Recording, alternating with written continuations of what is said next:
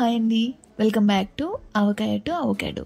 ఈరోజు రెసిపీ వచ్చేసి ఎగ్తో ఎప్పుడు రొటీన్గా చేసేలే కాకుండా ఇలా డిఫరెంట్గా ఎగ్ డ్రాప్ కర్రీ చేసి చూపిస్తున్నాను. ఇది చాలా బాగుంటుందండి. రైస్లోకి, రోటీలోకి, దేంట్లోకైనా పర్ఫెక్ట్గా సెట్ అవుతుంది. మీరు కూడా ఒకసారి డెఫినెట్గా ఈ రెసిపీని ట్రై చేయండి. ఇంక లేట్ చేయకుండా రెసిపీలోకి వెళ్ళిపోదాం. స్టవ్ మీద ప్యాన్ పెట్టుకుని 2 టేబుల్ స్పూన్స్ ఆయిల్ యాడ్ చేసుకోండి. ఇక్కడ నేను తక్కువ ఆయిల్తోనే చేస్తున్నాను. ఆయిల్ బాగా వేడైన తర్వాత ఇందులో 4 మీడియం సైజ్ ఉల్లిపాయల్ని చిన్న చిన్న ముక్కలుగా కట్ చేసుకుని తీసుకోండి. ఇక్కడ నేను 6 ఎగ్స్ యూస్ చేస్తున్నానండి.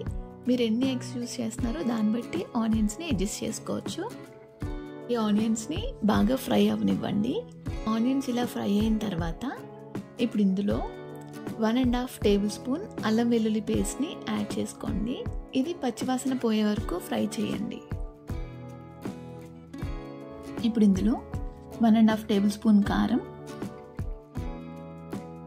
అలానే రుచికి సరిపడా సాల్ట్ని కూడా యాడ్ చేసుకోండి. మీ స్పైస్కి తగ్గట్టు కారాన్ని అడ్జస్ట్ చేసుకోండి.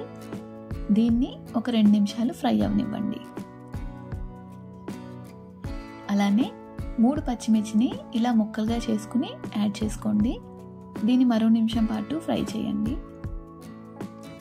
ఇప్పుడు ఇందులో 2 పెద్ద టమాటోస్ని చిన్న ముక్కలుగా కానీ లేదా మిక్సీలో వేసి ప్యూరీలో అయినా చేసుకుని యాడ్ చేసుకోండి.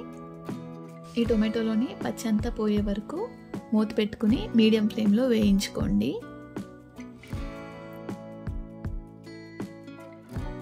చూడండి, టొమాటోస్ బాగా ఫ్రై అయ్యాయి.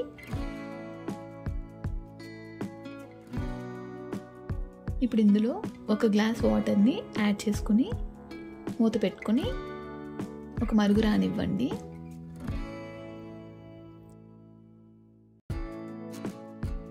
ఇలా మరుగుతున్నప్పుడు ఇందులో 1/2 teaspoon garam masala, 1/2 teaspoon ధనియాల పొడి, 1/2 టీ స్పూన్ జీలకర్ర పొడిని యాడ్ చేసుకుని కొంచెం కసూరి మేతిని ఇలా రబ్ చేస్తూ యాడ్ చేసుకుని బాగా మిక్స్ చేయండి. ఇంకా ఫైనల్గా ఒక్కొక్క ఎగ్ని బ్రేక్ చేసుకుంటూ యాడ్ చేసుకోండి.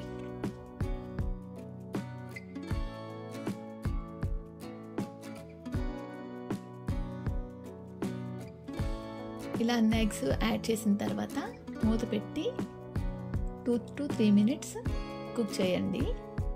చూడండి, ఇలా వైట్గా మొత్తం కుక్ అయిపోయింది కదా. ఇప్పుడు జాగ్రత్తగా రెండో వైపుకి తిప్పుకొని అది కూడా ఒక 2 నుంచి 3 నిమిషాల వరకు కుక్ చేసుకోండి.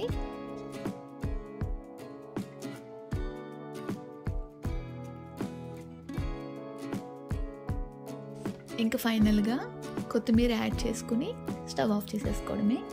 అంతేనండి, ఎంతో టేస్టీగా ఉండే ఎగ్ డ్రాప్ కర్రీ రెడీ అయిపోయినట్టే. మీరు కూడా ఒకసారి డెఫినెట్గా ట్రై చేసి ఎలా వచ్చిందో కామెంట్ చేయండి. అలానే వీడియో నచ్చితే లైక్ చేసి ఛానల్ని కూడా సబ్స్క్రైబ్ చేసుకోండి.